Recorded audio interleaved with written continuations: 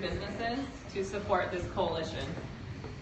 From the newest business in the Valley, I'm one of the newer ones. We've got Uncorked, who's probably the newest, or maybe Woods Rose Market. I can't remember. I don't want to use it.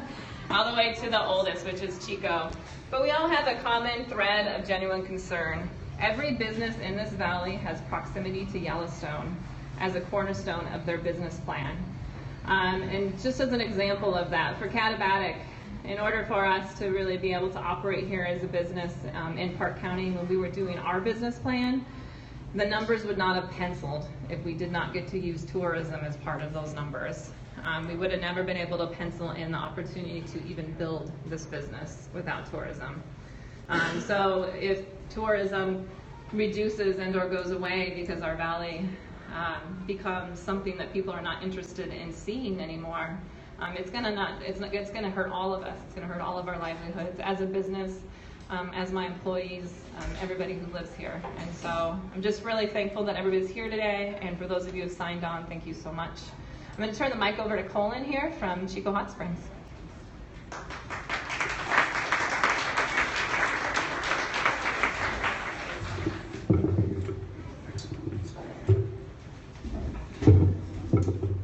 Sorry. Thank you, Lynette, so much.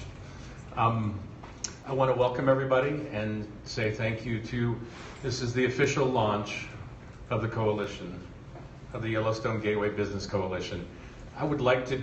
I think it's easier for me to read the why of it, who we are and why we're here, because I think it's articulated extremely well.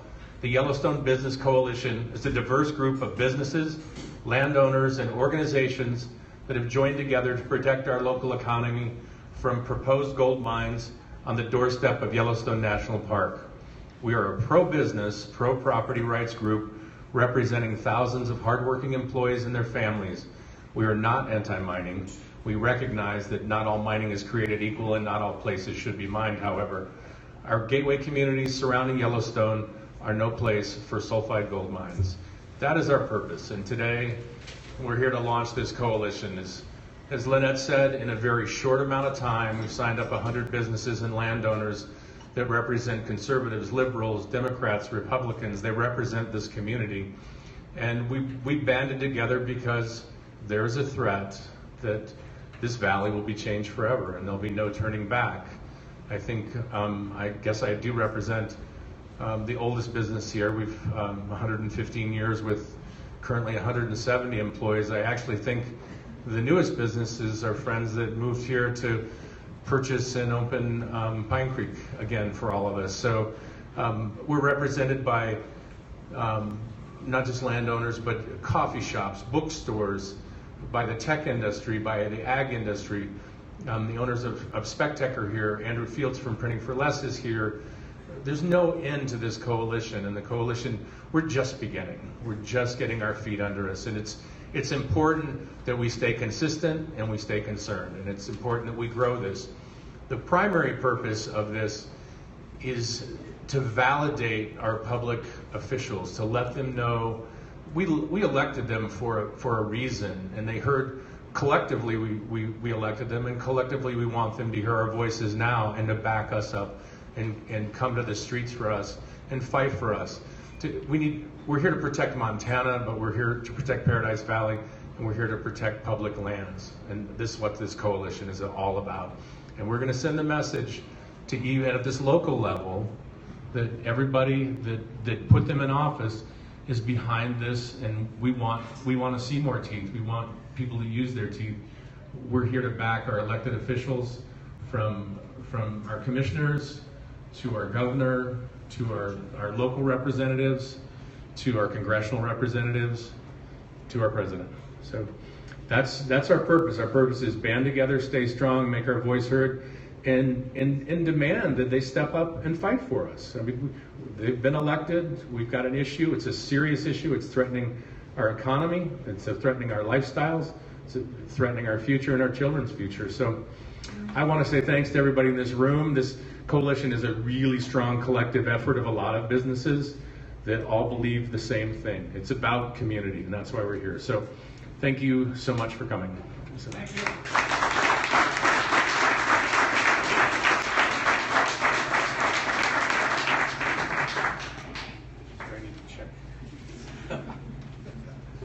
Next, I'd like to introduce Tracy Raish, who is a realtor in town. Come on up here. Raish Montana Properties. She's also a dear friend. Can you do this? Can I do this? Okay. I'm sitting because I'm recovering from another concussion and I don't want to fall while I'm talking to you guys. So thank you, Colin, and thank you everyone for being here today. I own Raish Montana Properties. I'm an independent real estate brokerage company, and I was asked to talk about the impacts of the proposed mines on the real estate markets and on my business. And I want to give a little bit of background because I think it's important. When I drove in today, and almost every day when I drive through Paradise Valley though, I really think about how beautiful it is and how so many towns in this country used to be like Livingston, and now they're strip malls and street lights, you can't see the stars, and they're polluted and they're not the same. And we don't ever want Livingston to become that. So I moved here about 13 years ago as a full-time resident with my 2 kids and my husband. And I was burnt out from 20 years on Wall Street, and I was a 9/11 survivor. And I wasn't ever gonna work again. But I decided I didn't know anybody and I wanted to keep my business skills intact, so I got my real estate license. And I never thought about how getting my real estate license could impact this place where I moved to raise my family. Early on, I worked for a local broker, and the first project I was given was to handle a large new subdivision in Paradise Valley. And I spent 1 weekend there in a trailer, and I realized I can't do this. You know, this was a ranch at one time, it was productive, and it was gonna become an undesirable, ugly subdivision in the heart of the valley. So that's when I became an activist, and I started my own company. I gave up a lot of commission money, and I have turned away a lot of very wealthy developers with pride. So, yeah. And I'm passionate about doing this and about running my company differently because I really do believe that Yellowstone is more valuable than gold or any money that I could ever make. So, yay! No. But that's the truth. And you know, it helps me differentiate myself, and I don't have to be a big company to operate this way. Anyway, so on to the mine and its impact on real estate. You know, I can honestly say that up to this point, I haven't lost any deals because of these proposed threats, because the mines have not happened yet. And we all, as real estate professionals, have an obligation to disclose adverse material facts. And I strongly believe that these threats fall into that category. So I'm out there telling my sellers that if they want to list their property now or in the future, if the mining starts, health and safety will be impacted and property values will be negatively impacted. Some properties, if they're located near a mine, they will never be saleable again. Pony, Montana is a great example. There are many houses in that town who have been on the market for years. No one will buy them because of the tailings and the impacts of that mine.